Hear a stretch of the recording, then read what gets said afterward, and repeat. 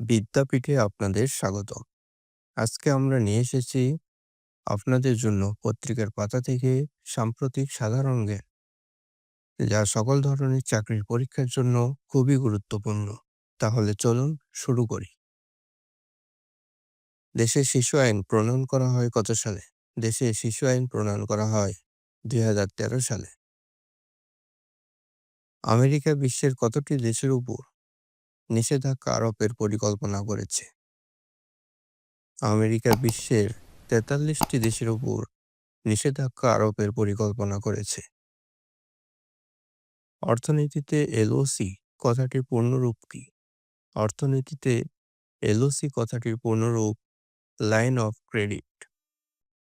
গণপরিবহনে নারীদের সুরক্ষায় নতুন অ্যাপের নাম কি?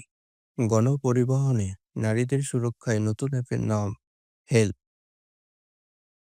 জুলাই অভ্যুত্থানের অগ্নিঝরা দিনগুলো নিয়ে লেখা জুলাই, মাতৃভূমি অথবা মৃত্যু গ্রন্থের লেখক কে?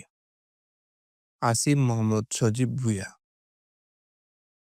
বুদ্ধি প্রতিবন্ধীদের জন্য আয়োজিত গেমস, শীতকালীন স্পেশাল অলিম্পিক্স কোন দেশে অনুষ্ঠিত হয়? ইতালিতে অনুষ্ঠিত হয়। সম্প্রতি জাতিসংঘ হাউস উদ্বোধন করা হয়েছে কোথায়? সম্প্রতি জাতিসংঘ হাউস উদ্বোধন করা হয়েছে ঢাকার গুলশানে।